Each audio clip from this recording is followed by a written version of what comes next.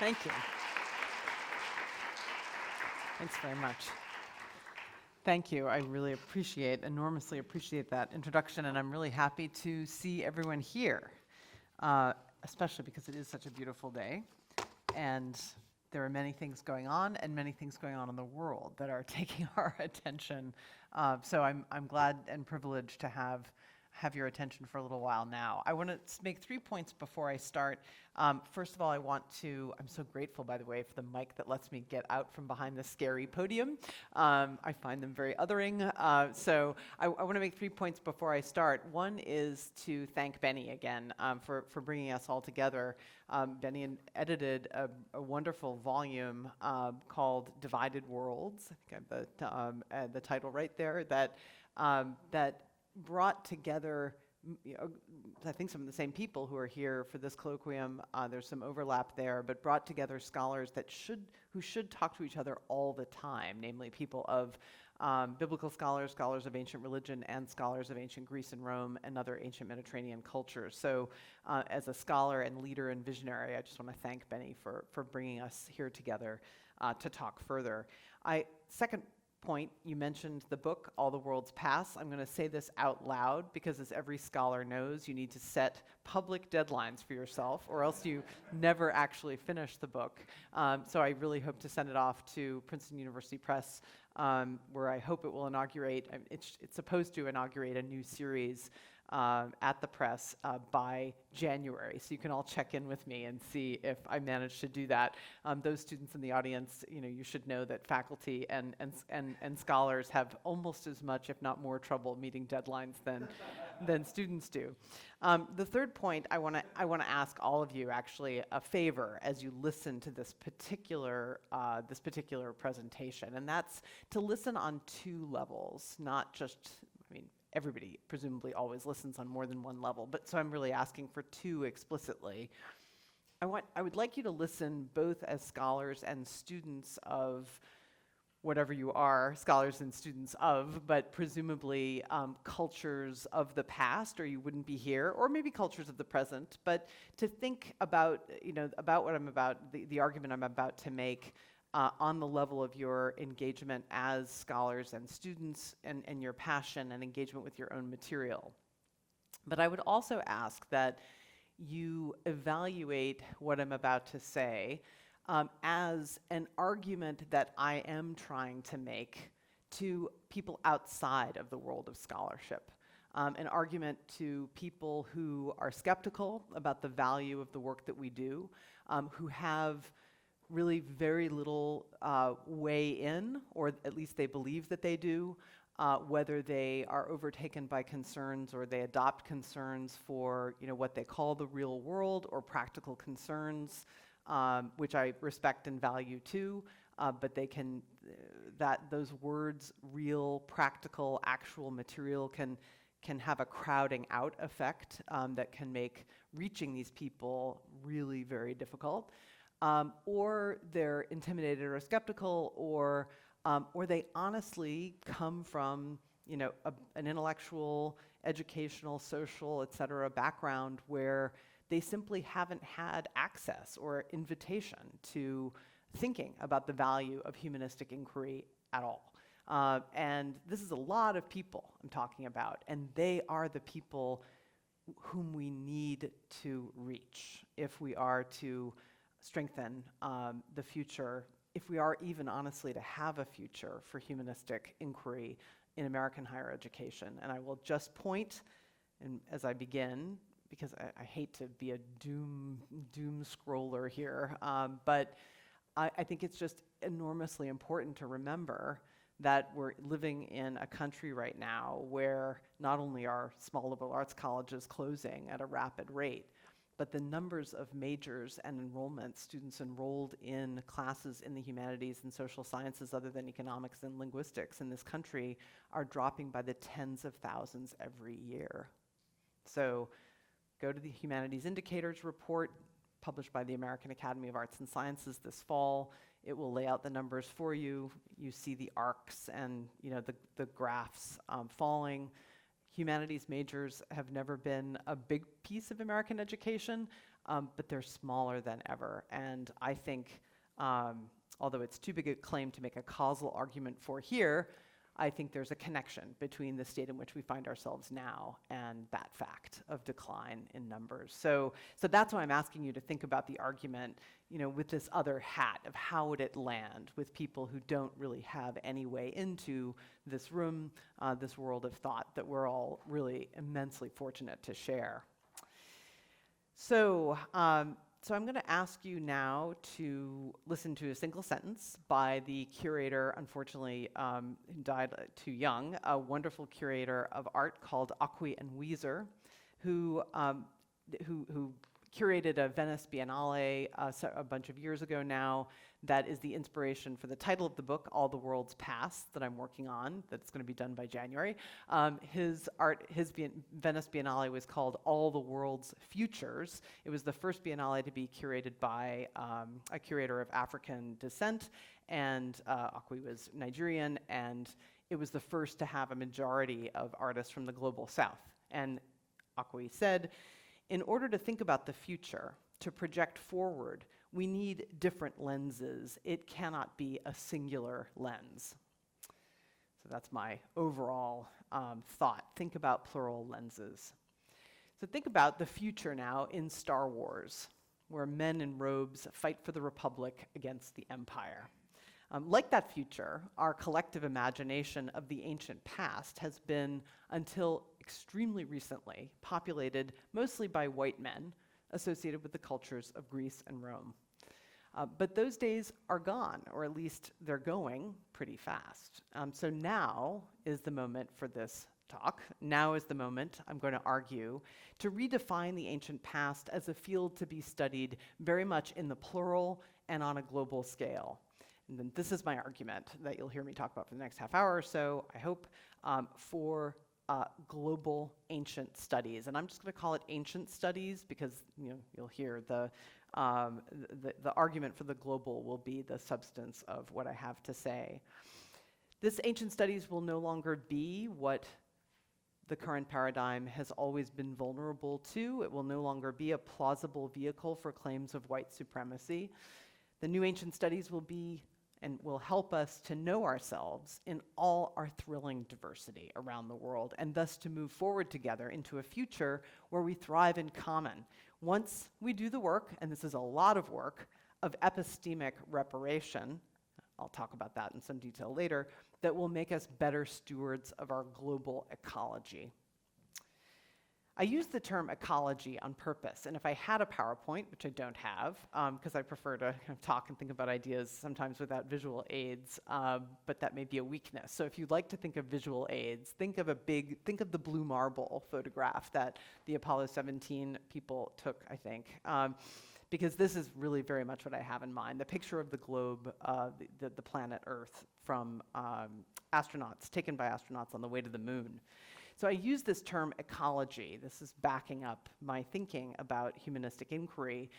I use it not just to signify living things and their physical environment, but the total archive of human experience and endeavor in the present and in the past. This is our proper object of study, really thinking about the planet in its wholeness. And the context for my argument, which comes as no surprise to anyone, I think, when thinking about the planet in those terms, is crisis. We face, and I won't dwell on this, but I just want to flag them, we face an absolute flood of wicked problems. Right? Rising atmospheric temperatures are already sparking political conflicts across the planet, forced migration, for one thing. And along with climate change, we're seeing steady declines in social trust, the growth of fundamentalism and the armed policing of borders, persistent inequality, the hollowing out of democracy in many areas of the world, and the censoring of speech and the arts. And this is the tip of the iceberg in a certain sense. Cultures historically separated by geographical distance are coming into everyday contact for the first time in a sustained way, and this is creating as many opportunities for conflict as it is for alliance and exchange. So figuring out, in these incredibly challenging conditions, figuring out our future conditions of collective thriving is not a task we can sensibly assign to experts in a few select fields. And unfortunately, groups like the Gates Foundation have decided it is. If you look at the Gates Foundation collection of people the foundation pulled together to generate new holistic metrics for human thriving, they asked scientists, they asked engineers, they asked public health people, they asked some legal experts, but whom did they not ask? They did not, actually I take back the legal experts, they talked to some political scientists, but people who do quantitative work on democracy, they did not ask a single humanist, not a single one, when thinking about the conditions of future thriving. So my argument and belief is that the scope and complexity of the challenges we're facing are as broad and diverse as humanity itself, and humanists have to be part of that picture. And our colleges and universities, the custodians of scholars in these fields and students in these fields, are the most, in this country, the most important custodians, institutional custodians of knowledge. And I want to make a call out here to say, I'm not suggesting that the best knowledge or the useful knowledge, the most useful knowledge is only produced in the college and the university and then shared out like Lady Bountiful. It's very much an act of co-creation we're talking about, where faculty, scholars, students, people inside and outside a university campus or college campus ideally are engaged in this project together. But that's what I mean by institutional custodians, that colleges and universities have spaces like this, and libraries and computer systems and spaces of disciplines that make them enormously important to run right and to make strong, so that they can continue to contribute to solving the challenges I just listed. But if colleges and universities want to join wholeheartedly in the work of tackling these problems, we have got to commit to the production of knowledge for the common good and invest in fields of liberal inquiry, liberal arts inquiry, that are now being, in many places, cut down or banished for failing to suit the demands of the market. We've all read stories about departments being cut because they're producing undergraduates who are making slightly less, or sometimes almost the same, as students who are graduating with degrees in the sciences. The metric is really brutal. But the market's dynamism and its concentration on extractive growth make it far too volatile and far too presentist and responsive to external conditions in its strategic vision, and not to mention too inequitable in the way it's organized to set the priorities for the academy. And here I'd say we really have to take back the academy. Scholars, students, administrators, and supporters push back against the pressure of the market while respecting its role in educating students to be part of the market. It's not its only role, and make a strong argument for the value of humanistic skills and knowledge on the bold and honest grounds that they are absolutely necessary for our survival as a species. We need to understand how and to what end humans behave and think and believe and dream and communicate, and we need to do it now, and we need to study people now and in the past. And this is the case I think we have to make boldly, with urgency, loudly, with no apology. And we have to explain, though, what the past has to do with all of this, because you might be thinking, okay, for maybe studying human communication now, but 2,000 years ago, where does that fit? Well, one thing we know for certain about a future where all humans thrive is that its conditions of life are going to be, sadly, very different from the way we live today, where not all humans thrive, very obviously to us. Developing then a more detailed vision of that future and a pathway of how to get there depends, I think, on becoming familiar with alternative ways of seeing and knowing the world. And for this purpose, and I'm thinking of Alan Locke, the Harlem Renaissance thinker, he says, there is nothing more galvanizing than the sense of a cultural past. The past doesn't offer any easy solutions to the dilemmas into which we find ourselves. I'm not suggesting we try to live in it or go back to it, quite the opposite. But looking backward to deepen our knowledge of human experience and to better understand how communities view their origins and their values is just as important a part of navigating wicked problems as developing generative AI or new medical technologies. I mean, we all know what's become a tragic cliche to say that we can make the vaccines, we can invent the vaccines, we can do the science, but if we can't convince people to take the vaccines, we may as well not have them. And the urgency of climate change and pandemic and other crises means we've got to direct ourselves to the task of enhancing our collective capabilities using every possible tool. That's the scale of the challenges in front of us. So what I call the ancient archive, and here I'm going to have a lot to say about this, so I'll explain what I mean. I'm following Akil Mbembe, a brilliant Cameroonian thinker now based in South Africa, he writes a lot about the African archive as in terms that I'm going to draw on a lot in the next few minutes. I think the ancient archive is one of these tools that we need to deploy in thinking about our present and our future. This archive is the assemblage of material surviving from every region in the world with a culture or cultures identified as prior to the modern. We can argue about this. This is incredibly complicated, but just bear with me. So I'm talking about texts of all kinds, artworks, artifacts, monuments, buildings, biological remains, oral histories. It's really important to me to make the point this is not global classics in the sense of like the best that has been thought and said in each ancient culture, in that kind of old 19th century sense of classics, or like classics with a small c. This is all the ancient material, texts, artworks, etc. As I said, biological remains, oral histories.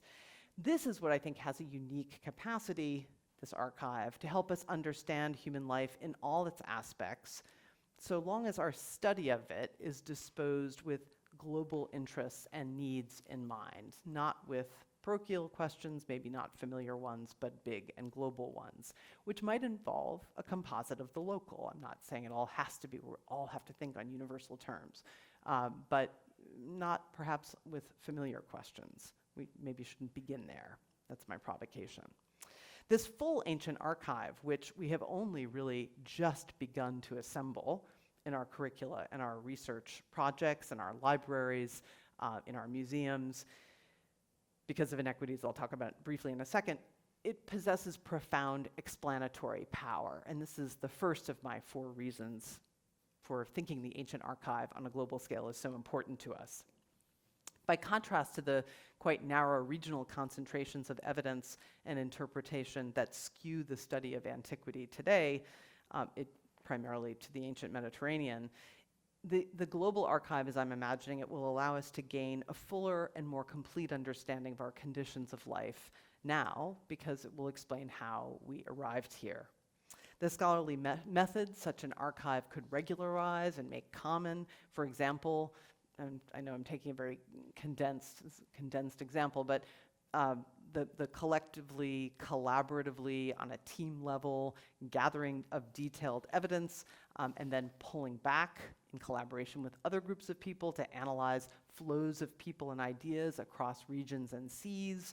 I mean, this is the kind of big idea project that's very, very difficult, if not impossible, to do today because of the way we organize the field.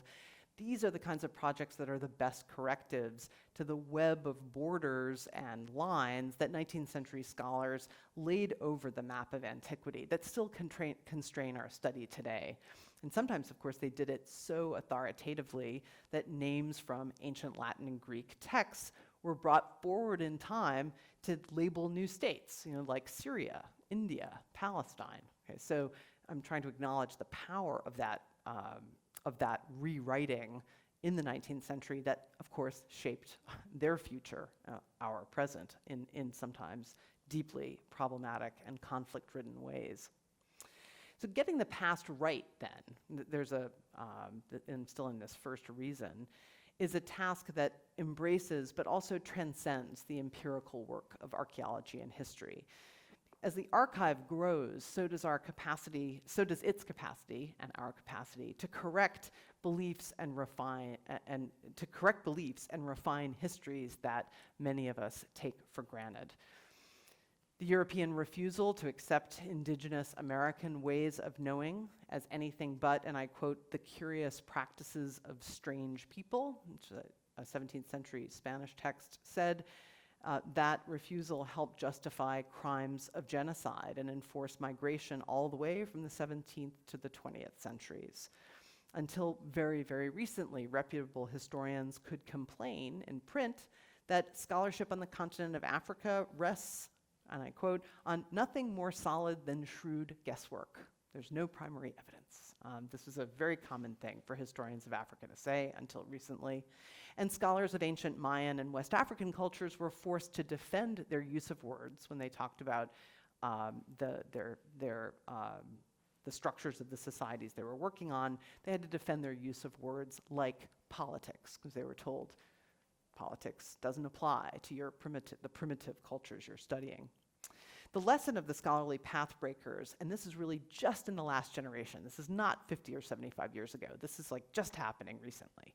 The lesson we're learning is that research into cultures beyond Europe compels the rethinking of scholarly business as usual. It pushes the expansion and revision of familiar frameworks and categories. And then this push takes time, but this push then changes public knowledge, and by extension, popular opinion and democratic decision-making. Ancient Studies addresses itself, in my new model, to the full range of human activity and thought in the periods before the modern systems of colonialism and capitalism take hold. This, for me, is crucially important because it makes the ancient archive a primary resource for transformative imagination. It emerges from evidence and experience of life, before the systems we live in now. So it's a place from which we may rethink concepts and categories of experience of all kinds. And we see this, the ways in which ancient Greek or Indian ideas about gender affect our current thinking about gender, race, our relationships with animals, with gods, definitions of justice. I mean, the list just goes on and on. The defamiliarization that goes on through the transformative imagination effect of an encounter with the past. In this sense, I think epistemically, in terms of the way our brains work, it helps us solve the temporal puzzle presented by the climate emergency. Because what's happening as the world heats up? The climate emergency is demanding that we lean into learning how to live in the future, because we're having to think about the consequences of our actions now very differently from the way we have long been accustomed to do. The moral, the economic, and the climatological equations have shifted as we see the results of activities, purchases, choices of travel, industry choices, the list goes on. In places that are warped by colonialism and imperialism and extractive capitalism, which is to say everywhere on the earth, but especially in the global south, the archive holds the material for prompting alternative structures of thought, for jolting ourselves out of old habits and beliefs about what's possible in the future. We think differently about the history of women and the development of what some people still call Western literature, when we remember that the first poet on the planet whose name we know today is, and I'm always tempted to say who, not Homer, right, but someone living 1,500 years before Homer, and Hedwana, an Akkadian woman living in what's now Iraq. And the first person we know now, a name attached to poetry. An account of the origins of democracy that encompasses the historical experiences of West Asia or Africa, and indeed the Americas. This changes expectations and beliefs about the politics of those regions now. And this is a somewhat irrational fact, but true. We are better placed to tell a more accurate story about transregional commerce. We're also better placed to speculate on points of religion or aesthetic commonality across cultures. When we look at, and here I do wish I had an image, when we look at a little bronze Buddha from Kashmir that was discovered in a 6th century CE gravesite in eastern Sweden, and we ask, how did it get there? Or when we look at a graceful, absolutely beautiful ivory statuette of a woman that made its way from northern India to a storeroom in Pompeii, only to be covered by ash and not seen again until now, prompting the question, how did it get there? Why was this valued? Why was it carried with such effort from one place to another? What kinds of cultural connections and flows do we imagine when we see these things? And we could go on. Some of you will have your own examples of similar evidence of movement and connection. So the archive expands our sense of the ancient potential for transcultural development, and that's a phenomenon we're accustomed to really associate exclusively with late modern life, but not correctly, as it turns out. So, and in limiting our contemplation of a common human experience, or at least slices or swaths of common human experience in the past, this kindles our imagination, I think, of a shareable future. 20 years ago, in the final pages of her aspirational elegy for the field of comparative literature, the theorist Gayatri Spivak talked about planetarity, a concept she suggestively noted was best contemplated from the perspective of pre-capitalist cultures. She thought there were really keys of thinking about planetary level issues and problems.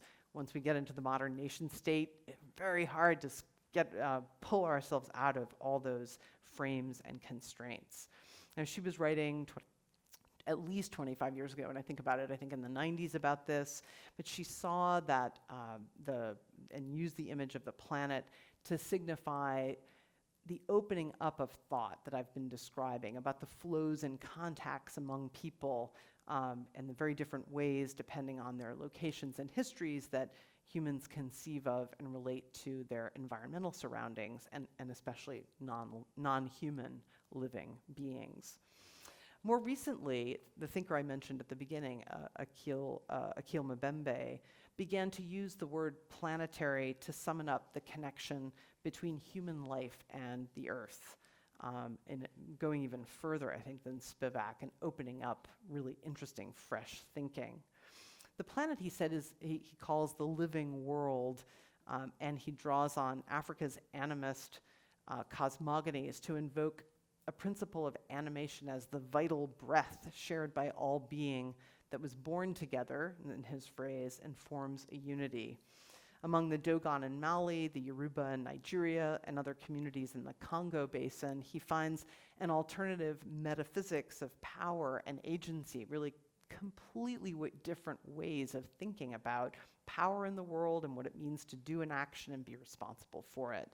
And he finds also ideas and ideas about life experience that don't acknowledge a fundamental difference between the human and the world around it, which he says European and American thought simply do. That's what they take for granted.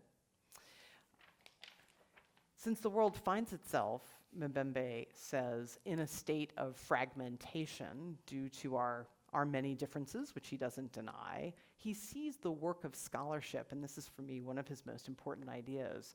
He sees the work of scholarship and study as a way to, and he makes a pun, remember the world. So take its different members and pieces and remember them. That is, and now I quote from him, put back its different parts, reassemble it, and reconstitute it as an integrated system in which humans and non-humans, physical and chemical and biological components and oceans, all interlinked in a grand gesture of mutuality. He says, and I'm summarizing here, that this remembering involves acts of thinking and actions, physical actions too, gathering of evidence, reordering of knowledge, and embracing new methods and new questions to bring to the study. It's also a question and a process of, it's also a process, this remembering that Mbembe talks about, of healing. And now I'm getting to my third reason for the value of the ancient archive. After just the empirical value, after prompting transformative imagination, the archive is also a site of healing. Because it's damaged now, this archive we have, the ancient archive. It's scattered. It really needs repair. In the colonized regions of the world, it's been virtually annihilated, sometimes by neglect, more often by intentional violence. The anthropologist, my old colleague at NYU, Renato Rizaldo, describes what he calls this phenomenon mourning for what one has destroyed, that he sees at work in the scholarly activities of record keeping and recovery that take place in the wake of the conquistadores, the British and French forces in Asia and Africa, and many others. Samuel R. Delany, Afrofuturist science fiction writer, notes that he has no idea where in Africa his ancestors originated because records of their experience were systematically destroyed, leaving the memory in his family of an arrival in New Orleans to be passed down in memory. Delany says, the historical reason we've been so impoverished in terms of future images is because until fairly recently, as a people, we were systematically forbidden any images of our past. So when indeed we say this country was founded on slavery, we must remember that we mean specifically that it was founded on the systematic, conscientious, and massive destruction of African cultural remnants. End quote. So reparation is the third reason to make the whole world's pasts a priority for institutional investment, so that we may redress the epistemic, the thinking injustices still enacted, and I hate to say this because we live in it now, but still enacted in the ways we care for evidence and the ways we design our disciplines and departments. Organizing the search for traces of all histories, not just select ones, will let us recover the pasts that have been so deliberately and horribly erased. A field designed with the goal of helping to build a common life, that field will conserve the global archive that will help restore the humanity from people stolen from people, invaded and exploited in past centuries and now today. And my fourth reason, this leads straight to my fourth reason for the value of the archive, which I'm only going to mention, I don't have time to go into it. That's the vitality, the beauty, the creative invention of this full archive's contents also enriches our care for the world, our love for the world in all its aspects. I have a whole argument in the book, it's actually a full chapter, about the stewardship we need to cultivate for the world, literally, in its material aspects, its artifacts, and this is work that colonized peoples in particular cannot be ethically expected to do without support from their historical oppressors and occupiers. But the work, my point in that chapter is not simply for the value of the work itself, although of the material itself, although that's an enormous part of it, but again, the passion, the love, the excitement, the curiosity that objects and texts and artifacts and monuments have to instill in all of us. And the collective embrace of that mission is, I think, going back to Alan Locke's phrase, a truly galvanizing one.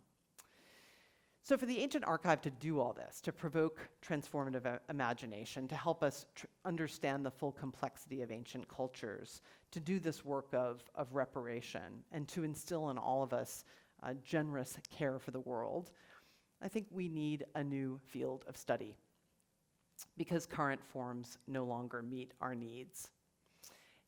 Think about how we do our work today in American colleges and universities. Scholars of the world's pasts are either collected in pretty narrowly, some very narrowly, not here, but some very, very narrowly focused departments of classical studies. Sometimes they're now renamed departments of Greek and Roman studies or ancient Mediterranean Near Eastern studies. Sometimes they're combined with departments of religion or European literature, sometimes philosophy. So that's one model. You kind of collect around the core of the ancient Mediterranean.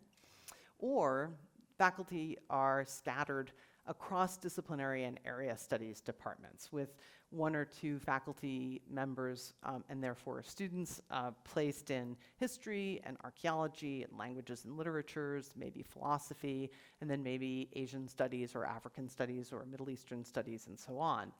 Now, meanwhile, I have to say, remember that in the richest and most prestigious institutions, richest, I should really say, equaling most prestigious institutions, because it's the same, I should just say richest, European studies is distributed into nationalized degree-granting departments of their own. And this doesn't happen only there, but that's the model.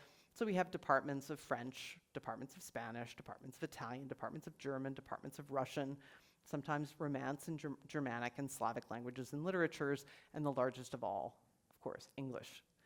But in either model, I hope you can hear, Eurocentrism really replicates itself. The latter group, when scholars of the pre-modern past are scattered, and believe me, as an administrator, I can tell you this from personal experience, it means that everyone's fragmented and isolated, and they have to fight for their little space year after year, department by department.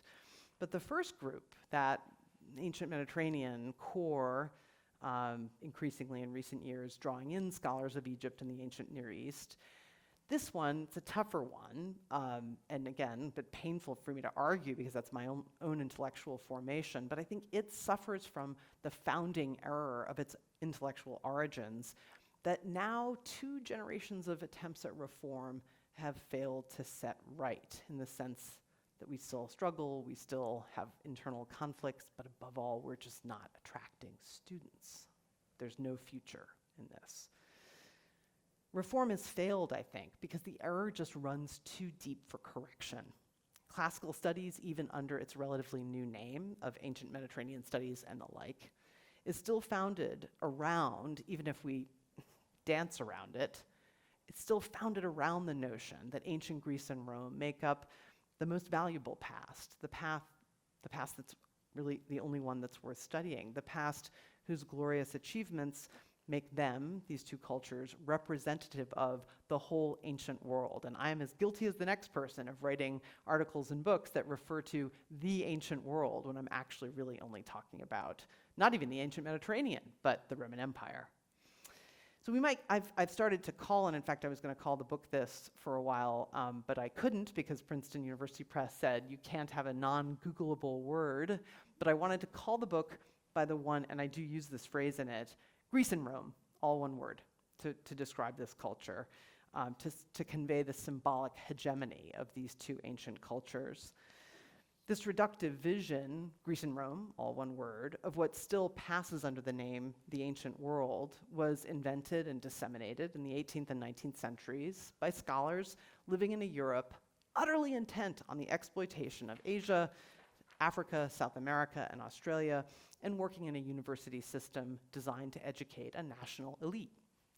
The cultures of Greece and Rome that were named classical provided a proto-national origin story for the European states that created modernity, and by extension, it created an origin story for modernity itself. These cultures, Greece and Rome, became the first chapters in the autobiography of what started to be called, really only in the 20th century, the West, with Mesopotamia and Egypt furnishing the preface, and India and China serving as a kind of sidebar commentary to the narrative arc of European global domination.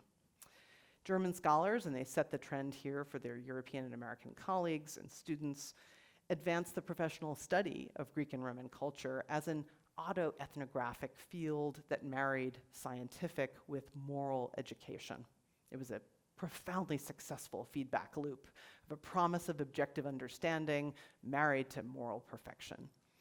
They issued subjective judgments about aesthetic and moral value, like, Greek sculpture is the best, or, Roman cement architecture is the best, which might actually you might think is true, but they, or at least a compelling point. But they issued subjective judgments about a whole range of aesthetic and moral value in an objectivist tone that asserted their scholarly authority on a universal scale, and it worked for almost 200 years.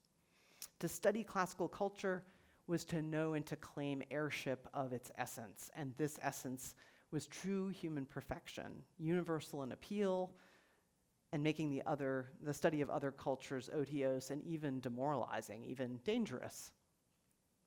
All of this, as you can probably guess, is condensed from the reading I've done, so you don't have to do it, of late 18th and 19th century German scholars writing about their field and the reason for its existence.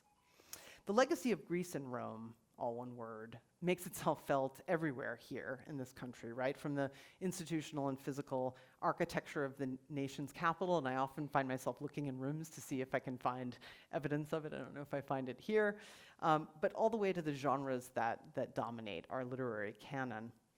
And it has been extraordinarily difficult to dislodge. And in fact, through one of those strange logics of cultural development, mastery of knowledge of Greece and Rome played an important role in civil rights, in the sense that certain members of marginalized groups, women, people of color, by gaining knowledge of Greece and Rome, actually gained a status, to do activism, to fight for rights on a larger scale. So it's, as I say, played a somewhat perverse and paradoxical role in the United States intellectual but also political history.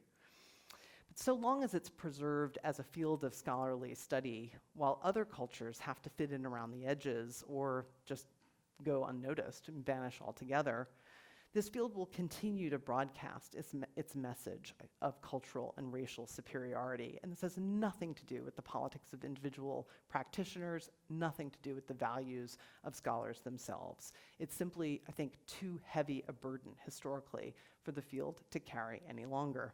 I mean, it can't escape from it, is my point. As a field created by these 19th century scholars steeped in the secular ethno-nationalism of their day, it will always struggle and always be wasting too much energy struggling to accommodate research that transcends the temporal and geographical borders of the Greek and Roman empires. The ethno-national frame is one of the reasons Benny had to do his conference and book about bringing scholars of ancient religions together with scholars, with other scholars of the ancient Mediterranean. It's one reason why this fascinating field called classical reception, a subfield that studies the transmission and influence of ancient Greek and Latin texts and ideas around the world, still occupies central in a small number of schools, but also a marginalized place in the field. After almost 50 years of effort and advocacy, the field is just too creaky to accommodate it, this massive, important new intellectual development. So here, though, is our opportunity, and I'll start to wind up. Ethno-nationalism and racism, as I've just said, fed the growth and the popularity of an ancient studies focused on Greece and Rome. And this narrow context made a ton of sense in the context of the first century of modern higher education, when the system really was explicitly and unashamedly about designing and justifying and expressing national values. And it was also explicitly about the origin tale of Greece and Rome as the anchor of European and American institutions and the democratic spirit that informed and animated white elites. And this story held purchase not just among white elites. As I've said, it was an extraordinarily successful story.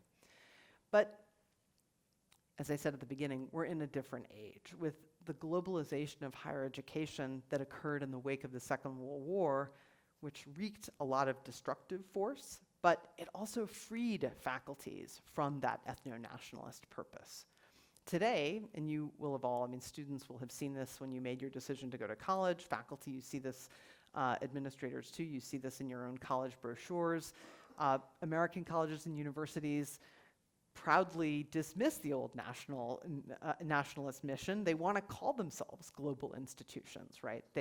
And rightly so, right? Hiring faculty and recruiting students from all over the world is one of the acknowledged marks of excellence for colleges and universities. And you see it as a selling point on websites. And again, it's working. Over 1 million students from outside the US study right now in American institutions, back to pre-COVID highs, and over half of these students come from China and India. Talk about incredibly rich, culture's just incredibly rich in the ancient archive, as I've been describing it. But these students and faculty find themselves still in a system of fields that uphold a 19th century worldview. The faculty and students come from many places around the world. The faculty in principle are publishing for global audiences, but almost no attention is paid and very little reward is given to the work of forming new curricula and methods and priorities that would really respond to the interests and experiences and perspectives of the global community actually resident on our campuses. But the good news is that the path to progressive evolution is still open. With the globalization of the production of knowledge, now that the nation state is no longer our touch point and origin and endpoint, we can redirect our energy to study all the world's pasts drawing in students and scholars from the composite nation, to use Frederick Douglass's phrase, that is the American Academy. Organizing ancient studies around the global archive shows the best promise, I think, of establishing new academic values and intellectual goals of collaboration, comparative work, translation, and the skills, including philology and epigraphy and papyrology, archaeology, the skills of conserving and interpreting primary materials. What more important area to delve into in an age of deep fakes and big questions about what's true and what's false? You deal with primary materials, you really have to think hard about those questions. So from a field that continues to underpin Western politics, to use Mary Beard's surprisingly celebratory phrase about classical studies, we will foster a decolonized field whose object is repairing the ancient archive, and by extension, and I know this sounds grandiose, but I really believe it, by extension, the world. Recognition of the epistemic injustice and the unequal numbers of faculty devoted to studying different traditions is just the beginning, because after affirmative recognition of the inequality, the skew of attention to the ancient Mediterranean, after that will have to come the work of transformative redistribution. In practice, this is going to mean redesigning undergraduate and graduate programs with a view to opening up what I think are hugely exciting, totally unknown in most institutions, areas of study. For very wealthy or well-resourced institutions, it may mean, at least temporarily, reassigning faculty lines and chairs and funds. And above all, and this is something we can all start to do now, even if we don't have control of those chairs and those funds, it means tackling the fear, which is absolutely justified given past malpractice, the fear that a move to globalize the study of the past is a threatening act of appropriation and universalization that will erase difference and subordinate everybody to white Euro-American habits and priorities. And I completely understand that this is a real fear, and we should worry about it, because when the conditions of work are so visibly unequal, when at a university like NYU, you have 50 scholars working on pre-modern European literature and like 3 on pre-modern South Asian and East Asian literature in total. I mean, the numbers are just so radically unequal. It's very hard in those situations to set aside the worry that the majority will impose its will, in terms of its priorities and values. So against this fear, I think we're at a state right now where this kind of conversation, we've reached a bit of a paralysis point. And I think a way forward against this fear is to draw on what's now a quite large body of scholarly work that dissects the past failings of past scholarship and teaching, and lays out really what equitable scholarship looks like. And I really will draw to a close in the next minute or two by saying that Afrofuturist thought, I think, illuminates the most exciting way forward. I'm going to quote from a fascinating law review article by a law professor named Bennett Capers, who says, "A recurring theme in Afrofuturism is reclaiming the identities and perspectives that were lost as a result of the slave trade and colonialism. In this sense, Afrofuturism is both future-looking and backward-looking, committed to reclaiming approaches, methodologies, and ways of thinking that predate slavery and colonialism." I'm still quoting Capers out of homage, because I think it's appropriate to do this. Afrofuturism asks, he says, what would we be without? Like, without slavery is his implication. It also asks, what would we be if? Most importantly, by engaging in reclamation, by valorizing a range of cultural traditions, it offers a vision of what could be in the future. So you see the alignment of Capers and the argument I'm making.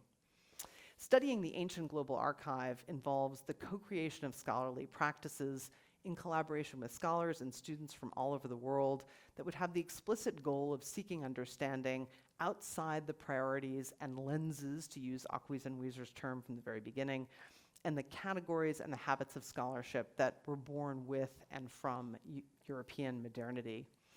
Borders will be the first thing, among the first things to go, as we establish scholars of all the world's pasts in a self-conscious community that will allow us to establish commonalities and differences and to work together in a spirit of honesty and generosity, one hopes, on establishing new paradigms of scholarship born outside the European-American context. This new field then, I think, would place us in a better position to reassess and return the past so as to unearth and infiltrate new futures into the present and to fight more effectively on a concrete material way to preserve the archive of the world's pasts. One of the most important questions we're going to face, and I hope we talk about it in a few minutes, will be about the temporal definition of the ancient past. How does a community define that? Its ancient past, its antiquity. Maybe most challenging of all is the question, do all cultures and communities have an antiquity? In 2044, the US is projected to become a majority-minority country, with people of color making up more than half the population. This diverse community will produce new answers to that question and new answers to all these questions that I see as opening up new paths to hope.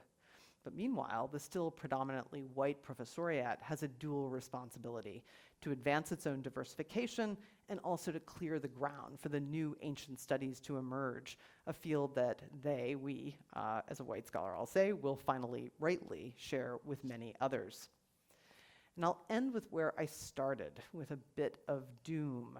We had best turn to this work quickly, because we're losing skills, we're losing material, we're losing evidence, we're losing people. Each year, fewer and fewer students in American universities are studying Greek, Latin, Sanskrit, ancient Chinese, indeed any language other than English, but especially languages that are no longer spoken. American education has never, ever invested in teaching indigenous languages, so don't even get me started about that, and knowledge systems as well.